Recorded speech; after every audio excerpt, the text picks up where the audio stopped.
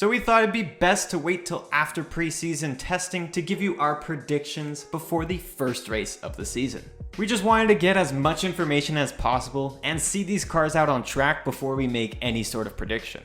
However, after 2 rounds of testing, it's still pretty unclear who's gonna come out on top and who still has some catching up to do. But that's not gonna stop us. You're here to watch our predictions, so how about we start off with some rapid fire, bold predictions. So kicking things straight off with the best race of 2022, we're going with the Sao Paulo Grand Prix. This track is built for action. There's so many overtaking zones. Who wouldn't want to see these new cars on this track? On the flip side, we're a little bit torn for what will be the worst race of the season. Partially leaning towards Monaco because it's Monaco, there's no room for overtaking, although it does provide arguably the best qualifying of the season. But I'm also leaning towards Miami because it's in a parking lot and it's gonna be overhyped. Switching gears for driver of the year, we are saying Charles Leclerc. Think he's gonna take his mixed performance from last season, combine it with what's looking like a good car, and all of the pieces are gonna fall together for him. In terms of the driver we think we're gonna see the most improvement from this year, it's gonna be Yuki Tsunoda or Mick Schumacher. With both of them starting their second years in Formula 1, we expect both of them to be much more comfortable in their cars and teams. Especially in Mick's case, now that it looks like his team is actually developing better machinery, we expect that he'll actually have an opportunity to show off his true skills. Not so much of a bold prediction, but we know F1 wants to do 23 races, so we expect to race in Turkey this year. Stepping it up just a little bit bolder, we're expecting that all teams will score points this season. But now if we had to go boldest of bold predictions, Cass, what do you got? This is a prediction that I don't necessarily want to come true, but I do think Oscar Piastri is going to step in for a Formula 1 race because another driver will have fallen ill. Sorry. My bold prediction is we're going to see 3 new race winners this year. But now bold predictions aside, let's talk about the drivers and teams. And if you fancy a complete list of the driver standings, we'll include that towards the end of this video, where you'll see who we predict as the 2022 World Champion. Kicking things off with Haas, we predict that they're going to have a much better season this time round, scoring points with Kevin Magnussen beating out Mick Schumacher. Look, I don't think the fight between K-Mag and Schumacher is going to be a total blowout. It's just that with all of the years of experience that Kevin has under his belt, as well as familiarity with the team, it just kind of feels natural that he's gonna come out swinging. Moving on to Alfa Romeo, I don't think it's gonna come as much of a surprise that we predict Valtteri will be the main man at this team, putting in all of the performances, will outscore his teammate. We're also thinking we may see him in a couple of Q3 performances, you never know. We do also predict that Guan Yu Zhou will be at the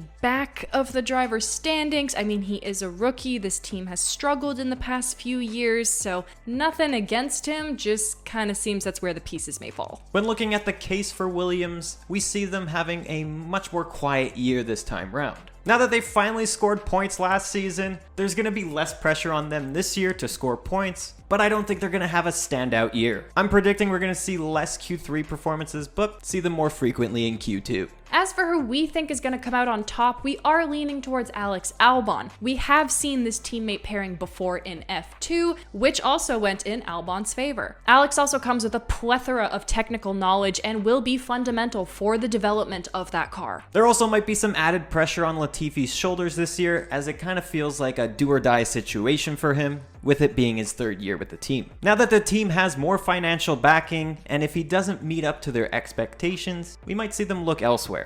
Over at Aston Martin, they have made it abundantly clear that they are aiming for long-term goals. We do think they'll have a better season this year, but we'll also continue to see mixed performances.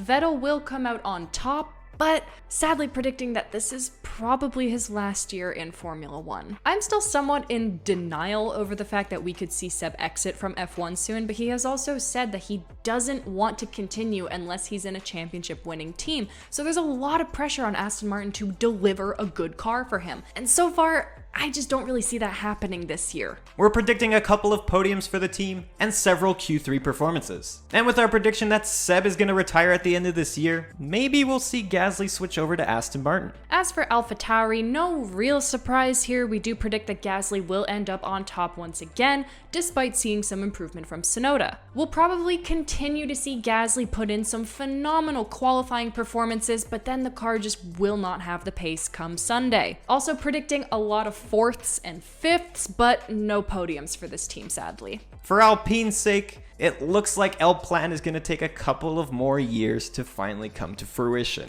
That's our prediction at least. This year is going to set them back a bit further down the field. We will see the occasional strong performance with Alonso coming out on top in the teammate battle, but overall they probably will struggle this season. And with the team facing more struggles, we are also predicting that Otmar will inevitably step down as team principal at the end of the season. Carrying over to McLaren, we expect them to have a lonely season this year. They'll be comfortable in 4th place, but not close enough to put a challenge on the top 3. We'll see them score a few podiums, but no race wins. As for the driver pairing, look, we all know it. I will always back Daniel to the end of time. I am going to say that he's going to have another slow start to the season, but is going to end off on a strong high. However, I will say it will be extremely close between Daniel and Lando. And the biggest jump will be Ferrari. We predict that they will be in the fight for both championships, driver and constructor. We could definitely see them scoring a 1-2 at a race this season. In terms of which driver is going to come out on top though, we're leaning towards Charles Leclerc. And that is both a mix of performance and team politics. Yes, Carlos did extremely well last season, but Ferrari seemed to have this agenda that leans a little bit more towards Charles. Another reason why we're leaning towards Leclerc is because his qualifying performance over the past years is quite strong, and he's willing to take more risks. And I'm just throwing it out there, Charles will finish the Monaco Grand Prix this year. This isn't wood.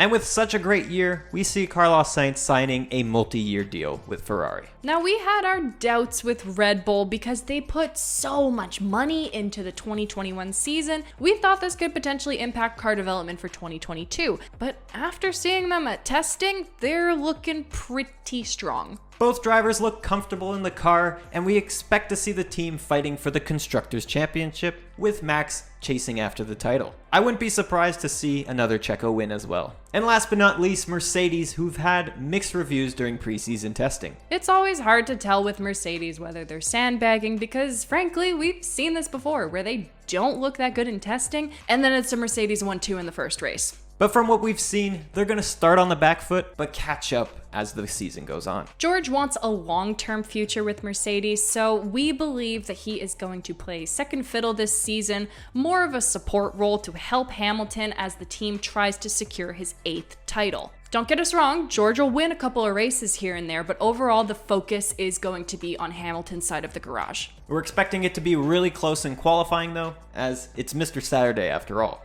And this would mean we would have a 3-way fight for both championships. And speaking of the championship, it's now time for us to reveal who we anticipate to be the world champion of 2022. We predict that the 3-way title fight is going to be between Max, Lewis, and Charles. The championship fight will be between Max and Charles early on, with Lewis joining the mix a little bit later on in the season after a slow start from Mercedes. But there can only be one winner, and we're predicting Charles Leclerc as the 2022 world champion. But what do we know? This could be a total mess. If you're curious to see what all these predictions would turn into when looking at the driver standings, this is what we've come up with. And so those are our predictions for the 2022 season. What are yours? Let us know down in the comments. If you agree with us or disagree, we'd love to hear from you. While you're down there, drop this video a like if you're excited for the new season. Hit that subscribe button so you don't miss any future videos, and we'll catch you in our next one.